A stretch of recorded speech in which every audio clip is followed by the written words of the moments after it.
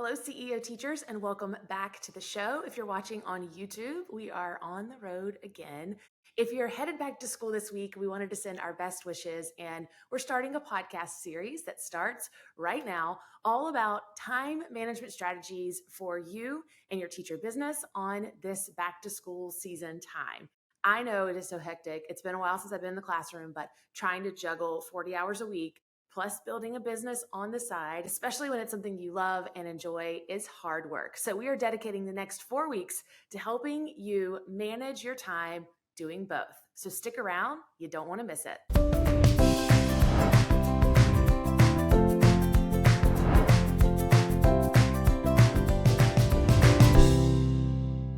Hey, back to school teachers. This is like an extra credit incentive for the back to school season, and it's way better than a Jeans Day pass. We're going to peel back the layers, simplify all of your systems, and give you the 1, 2, 3 on all things teacher time management as you shift from full-time teacher to full-time teacher, trying to also manage your business. From tips and strategies to templates and tools and everything in between. This is your time management training deep dive. Everything you've ever wanted to know about tackling the back to school season with realistic strategies about also running a teacher business on the side. Not only does this include 10 essential tools that will help you get organized, it will also give you the how-to behind the scenes of an inside on-demand video training that will help guide you every single step of the way.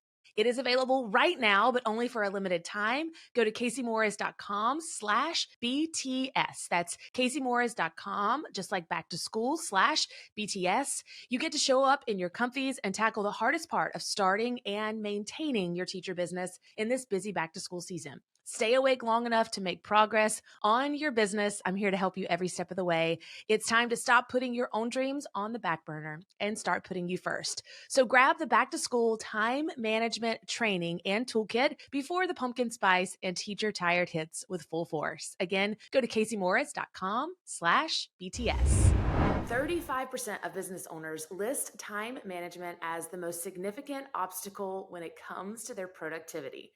And I can only imagine how going back to school and trying to figure out the new schedule, right, of getting kids to school, teaching your own kids, and then coming home and trying to cook dinner, trying to get a workout in, doing whatever that you need to do. That's why we want to focus in on all the important areas over the next couple of weeks to help guide you a little bit more along the way. 58% of American workers say they are so busy with daily tasks that they lack time to consider anything but their to-do list for today.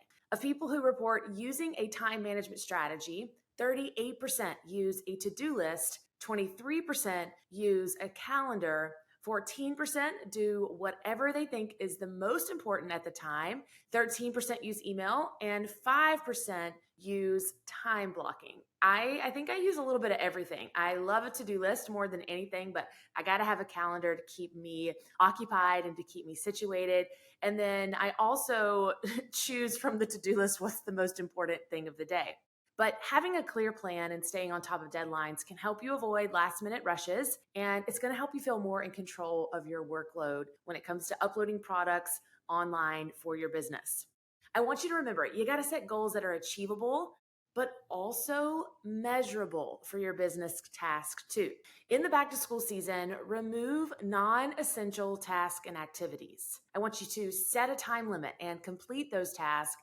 And of course, get organized. Sean King says, people with momentum can get so much done. Momentum is easy to lose and almost impossible to fake. So here's the deal. We always hear time management is the key to getting things done. But what happens when your time between the hours of 7 to 4 is already managed with so many classroom duties? So I want to give you 3 tips for realistic goals in today's lesson that will help you build your teacher business while still teaching.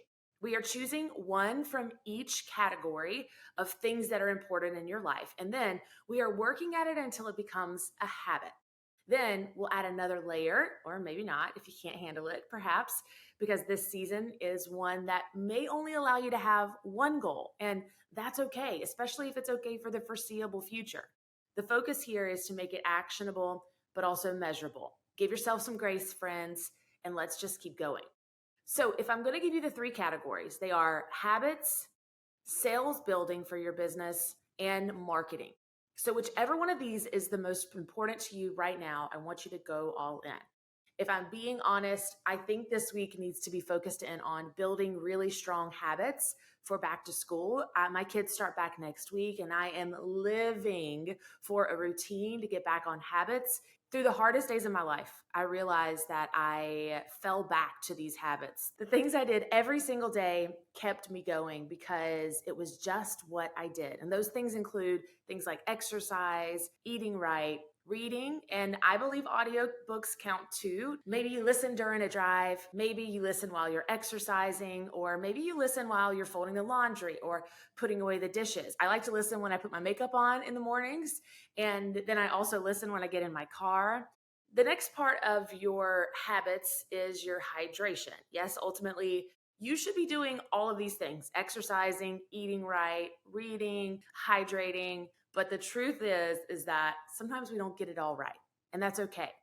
Life happens. We're going to start small. So just choose one of the habits goals for the next 3 weeks and then go all in. They say, I don't know that research backs this anymore, that it takes 21 days to break a habit, but also 21 days to install a new habit. I don't know if that's true.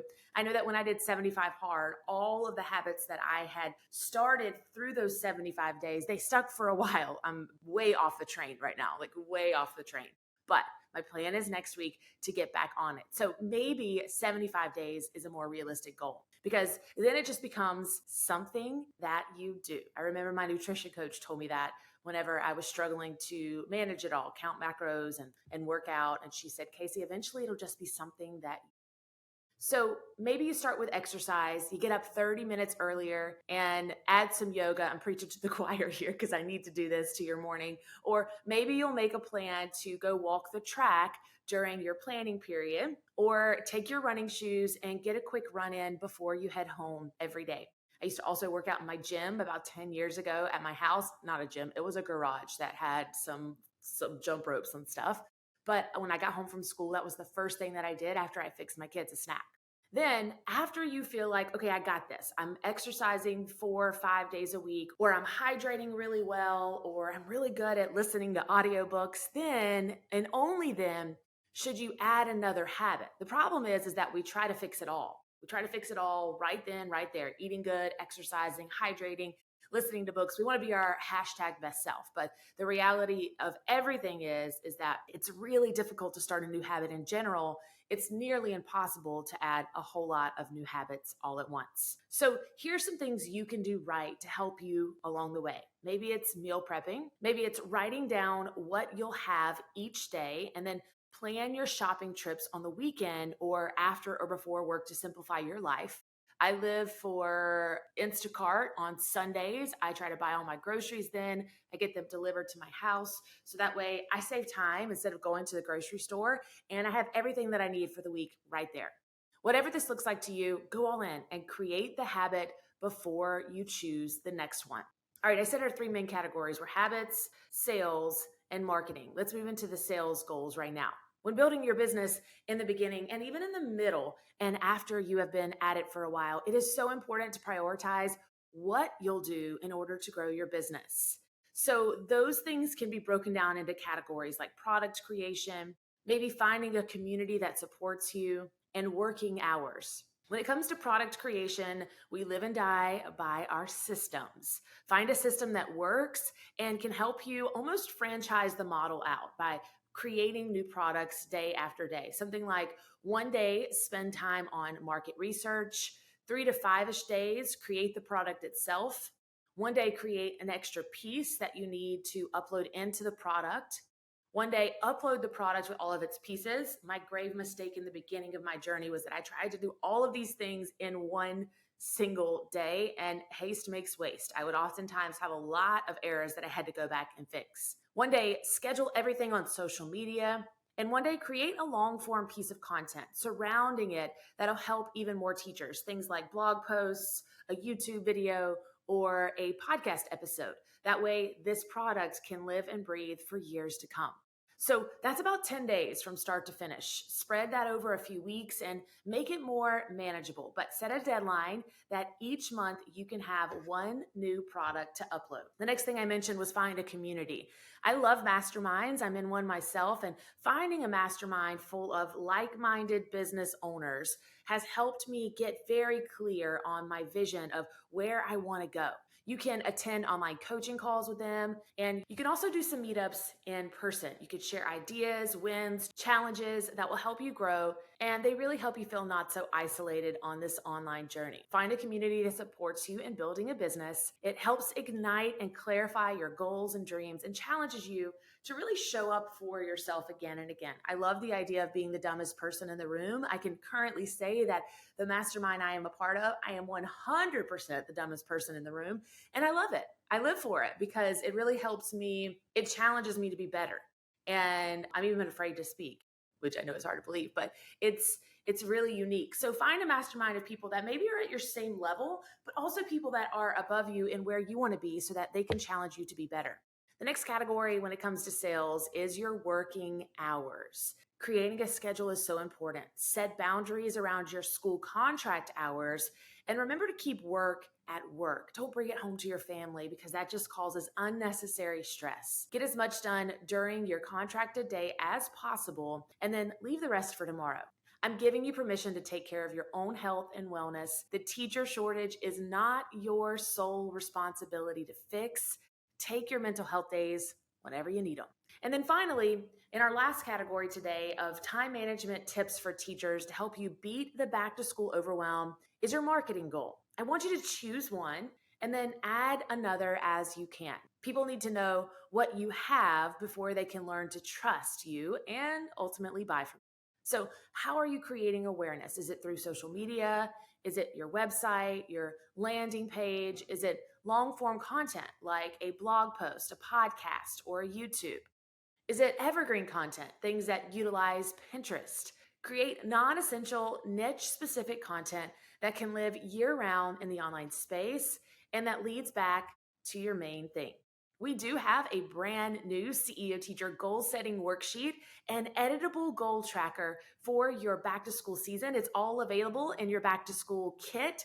If you want it all done for you, these templates that will help you kickstart your systems. It's available only for the next 3 weeks. And I want to encourage you to choose one goal out of the sections we learned today: a habits goal, a sales goal, and a marketing goal. Remember, you can go to caseymorris.com/BTS to get your back to school kit that's already done for you. That's going to help guide you over the coming weeks as we go all in on the show. I want you to put them in action, share them on social media, and tag myself or the CEO Teacher so that we can start cheering you on. And remember, Adam Braun said, for any movement to gain momentum, it must begin with a small action. This is your homework. Start one small action and ride the wave of momentum until I see you right here next Wednesday. As always, remember, your best is yet to come, and I'll see you soon. Again, if you want to grab that back to school kit, you can go to caseymorris.com/BTS, and that'll help you get everything organized for this busy back to school season. I'll see you next week.